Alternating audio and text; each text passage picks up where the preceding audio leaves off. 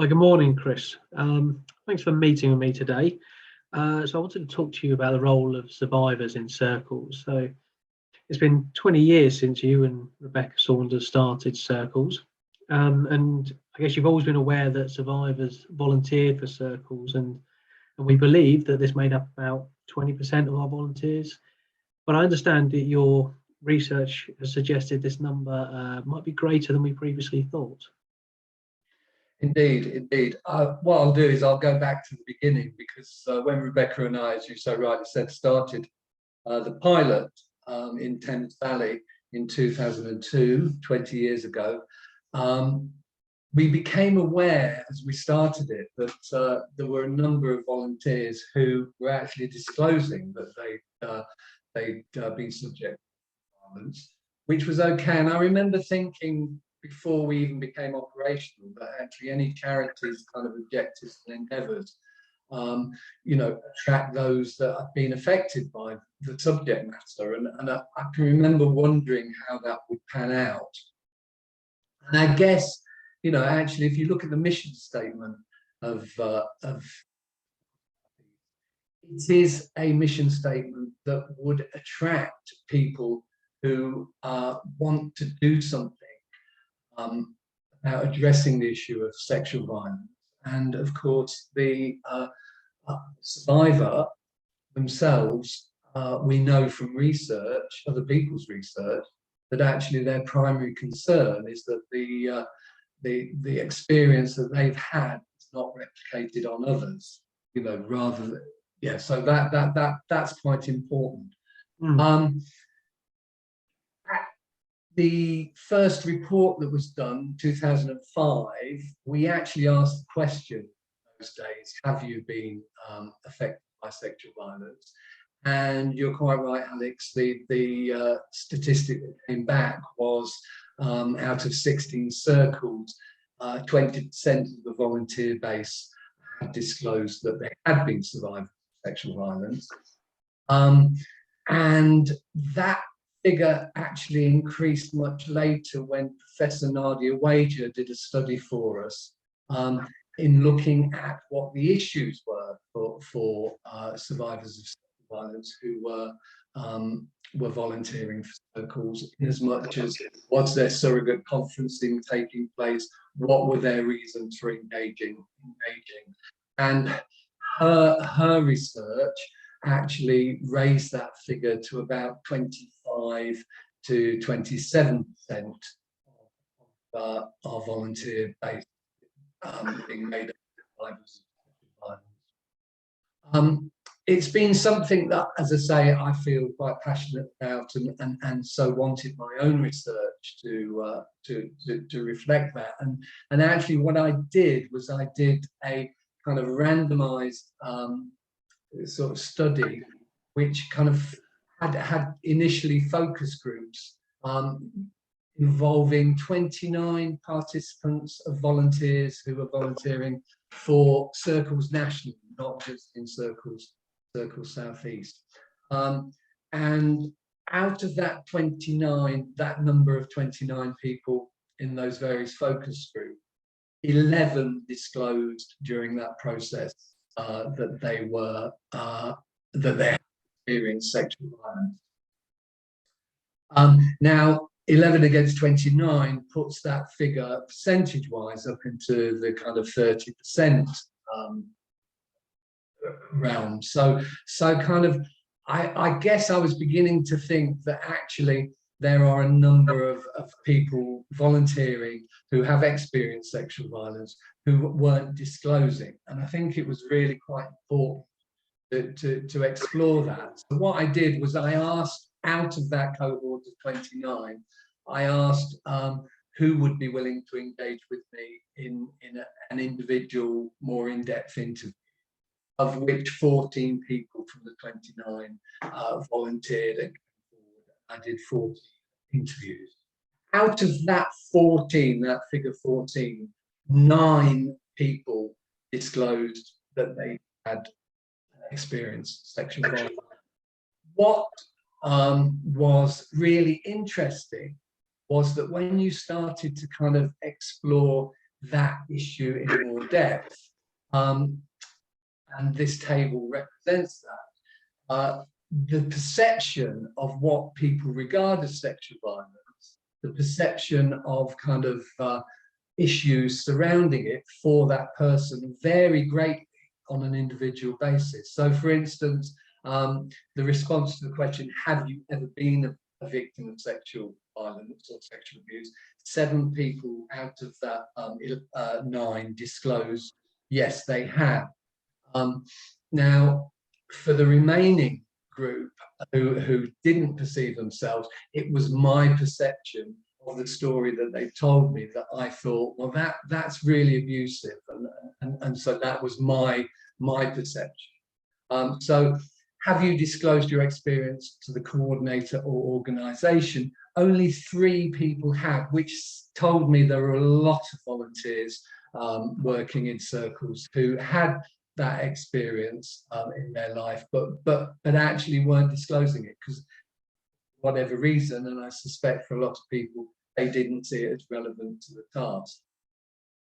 The question, do you perceive yourself as a survivor of sexual violence? As I say, 5 people confirmed that they did, and the remaining 4, it was quite clear from their stories that there'd been violence and abuse in their background, but they didn't actually perceive it as such. And just to give an example of that, there was one volunteer who kind of described a situation as a child, and the abuse had happened at school. It had happened to a number of people, and she just perceived it as the everyday experience of women and girls. So you know, kind of like didn't actually define herself as different from others. And what's really important in terms of the rationale and reason why survivors volunteer, the question, do you believe there's a correlation between that experience and then going on and being a volunteer for circles? 6 of the 9 said yes, they did believe there was that correlation, which meant 3 didn't think it was. Sorry, Chris, I just lost you on that last bit. What was the final thing you said there? It meant 3. Sorry? I missed your last sentence there. Sorry. Oh, sorry. Yeah, 6 confirmed that they did believe there was a correlation between their own experience of violence and volunteering for circles, which meant 3 didn't actually recognise or believe there was a correlation. Thank you. So that does appear higher than we previously thought, and it's interesting to see the different perceptions of what people perceive as abuse. And I think you've touched on some of the societal perceptions of what is and what isn't abuse playing an impact on that. Yeah. But historically, criminal justice agencies have tended to exclude survivors from working with perpetrators of sexual abuse. Why do you think that is, and do you think it's changed at all? Again, I think it's a very, very wide and deep question, that it's because I think the issue in terms of whether criminal justice agencies will allow people to work in the field of sexual violence if they've experienced such touches on kind of the wider issues of society's perception of the issue, kind of the fact that actually the sexual offender is the outgroup, they are the kind of modern day monster, kind of bogeyman, and actually what we know, those of us that work in the field and those of us that volunteer in circles, what we know is that actually you're talking about a dysfunctional psychological behaviour that generally, I would say always, is rooted in adverse childhood experience of one type or another. And I think the kind of the criminal justice agency's reticence to use or employ people historically to work in this particular field who have had that experience. I mean, the cynic in me says it's because of fear of litigation. You know, if it's a recurring trauma, then there's fear that they will be sued. But I think, as I say, it's much deeper than that. It's a belief that somehow the survivor or the person who has survived that experience is somehow kind of damaged in a way that they can't function as people who haven't experienced that. And I do genuinely think, you know, I think that is still prevalent amongst the population of people who haven't experienced sexual.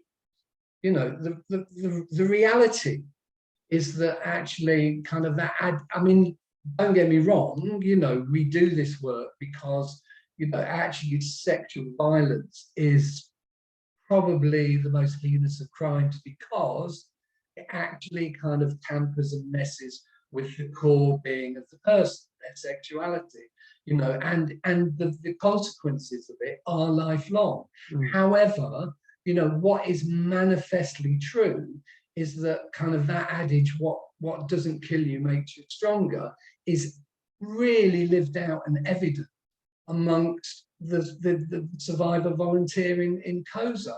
You know, their resilience, their coping strategies, I would argue, from having kind of explored this and talked through it, is often stronger than those volunteers who haven't experienced that. So, you know, I think it's a real myth, this, and kind of in the 90s, you know, I can remember as a probation officer, you weren't allowed to carry cases of sexual violence in probation if you'd been a kind of survivor or victim of that type of violence yourself. And actually that has changed somewhat. And as I say, you know, I'm going to resist being political or cynical as to why that's changed, but it has changed for the better, because as I say, you know, survivors, their resilience and their coping strategies, by the time they come to work in this field or work for certain, it's pretty strong. And I would again say the evidence of that is that the majority, it would appear from my research, that the majority of survivors working in circles do not disclose that issue, their coordinator. So nobody has a clue. So you are working with somebody that's very effective and doing a really good job. And why would you know? Why would you have to know if that's? Yeah, absolutely. So this idea that survivors or victims are too weak to or need to be protected from this information or from this topic, as you say, it really is a myth that your research has busted, I suppose. Indeed. So, I mean, from your experience with speaking to survivors on this, what do you think the best way to support a survivor or a victim is when they're volunteering for a role, such as a circle volunteer?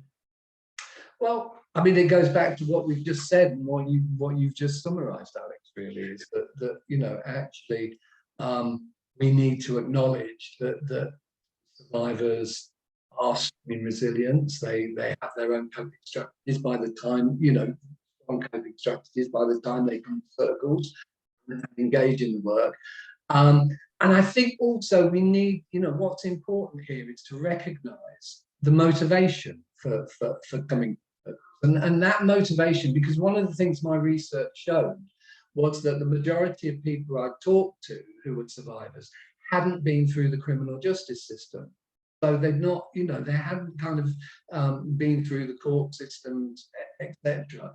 And actually their primary motivation was what a researcher back in the early kind of noughties discovered through her research, a woman called Judith Herman, was that actually, you know, the primary motivation and kind of motivation, the right word, that the desire of the survivor is to ensure that that experience doesn't happen to anybody, over and above a need for vengeful. I think a lot of people kind of, and maybe this goes back to the previous question about why criminal justice agencies were reticent about employing survivors. You know, this kind of, again, a myth that survivors will want revenge. You know, that if you put a survivor in a room with a sex offender, that they will want revenge, and that's just again manifestly not true. Their primary motivation is to work and ensure that doesn't, you know, that experience doesn't happen to anybody else. And you know, we can go further by conceptually looking at what the reason that Circles is so successful and such a good vehicle for somebody who's in that position, is that not only does the mission statement kind of at least reflect that desire that experience doesn't happen, but there's also a lot of work about, you know, that there is a need for public condemnation of the behaviour. And of course, what Circles does is it has the philosophy that actually, you know, the core member, we absolutely disapprove of the behaviour. You know, the core member is a human being who we recognise needs to safely reintegrate into society and have a productive life. And therefore, what Circles does and what it does for the survivor volunteer working in the circle is that it is that public condemnation of the behaviour and condemnation of sexual abuse, while actually being able to work and ensure that the behaviour is not replicated and not victimised. And so therefore, I think kind of recognizing that the survivor volunteer in a circle is resilient and has good coping strategies, you know, actually, I genuinely think we just as an organization need to say, if a subject matter or an issue within the circle kind of brings up issues for you that resonate your own experience of sexual violence, you know, there is no way that we would want to re-traumatize it. But if, you know, we are there for you to talk, and you must use us as such. And actually, you know, one of the things that Circles Human Beast is very good at is that we have a whole raft of trauma counsellors that can be accessed and would be immediately accessed. Somebody in that situation.